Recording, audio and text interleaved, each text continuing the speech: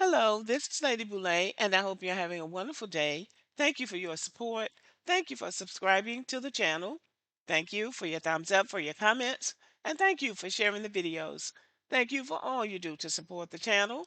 And yes, we are commanded to love one another, whether we want to or not, or whether we agree with each other or not.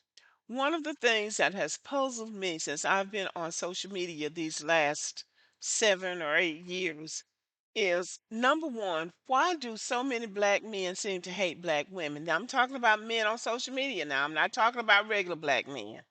And number two, why do so many black men hate black men? And I'm talking about these men that are running their mouths on social media. They have a lot to say about everybody else's life.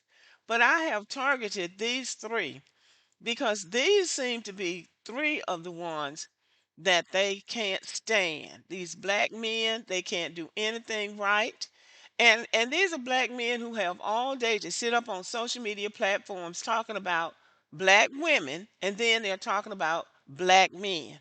And they just can't stand these three: Russell Wilson, LeBron James, and Jalen Hurts. Outstanding athletes. Now, let's be clear. Black women like these men. Black women like these men, and for good reasons. And maybe there are good reasons why black men don't like them. And I don't mean all black men. I want to make this clear. But I'm talking about the ones that always got their teeth in their backs. There might be good reasons why they don't like them. So I'm going to give you the reasons why I think they don't like them. Number one, they're beautiful or handsome. They're handsome. All three could carry their own in a male beauty contest. They have good posture. They have good physiques. They have strong facial features. They're beautiful. Number two, they're rich. Russell Wilson is worth 165 million. LeBron James is worth 1.18 billion, and Jalen Hurts is worth 30 million. Now, these are just internet estimates. These don't take into account what their investments or sponsorships or other streams of income that they might have that the internet doesn't know about. But these are good estimates. These are rich men. Number three, these men are outstanding athletes. America loves a good black athlete. They may hate your skin color, but they love your performance. They love the drama, the excitement, and the charisma of these outstanding black athletes. And each one of these men has won the top award in his sport: MVP for winning the National Basketball Championship, and these two quarterbacks have each won the most valuable player, the MVP, for winning the Super Bowl. And a lot of these red pill guys I've discovered don't know how to play a sport. They didn't play a sport in high school, so they don't even like sports that well. So they were sort of like dorky in school. And even Jalen Hurts, who is not even 30 years old, has won the Super Bowl. There are still black men saying stuff like he's not an elite quarterback. This is nothing but jealousy, and we just have to call it what it is. This is jealousy. Number four, these men do not exude ignorance. Ignorant is not the first thing that comes to mind when they come on the stage. Jalen Hurts and Russell Wilson are college graduates.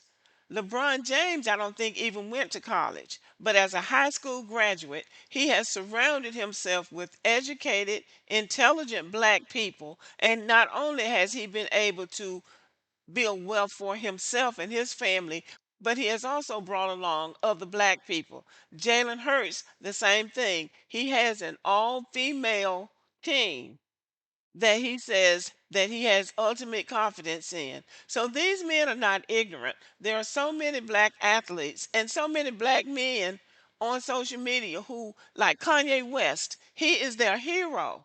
The more ignorant, the better. But these men are not ignorant. They do not exude ignorance. They represent the best of black athletes. And I believe a lot of black men have a problem with that. Because if you're not out here doing something ignorant, blaming everything on women or blaming everything on white people, then you are persona non grata with a lot of black people. Number five, they're happily married. Russell Wilson and LeBron James are happily married, and Jalen Hurts is engaged to be married. I hear they're getting married this summer, but he is engaged. And when the word came out that he was engaged, one of these manosphere types made a whole video that he was about to make the biggest mistake of his life. Now, that's one man trying to make a judgment about another man's life and giving advice that the man didn't even ask for and wouldn't take. Because you can't find a good mate doesn't mean that somebody else can't find a good mate. Number six, they demonstrate support for black women. LeBron James was raised by a single mom, but he seems to love his mother and have a good relationship with her.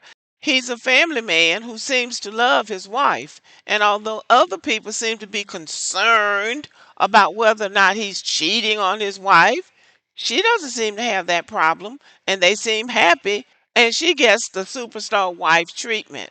So you can make of that what you will, but he's a family man and he respects his family.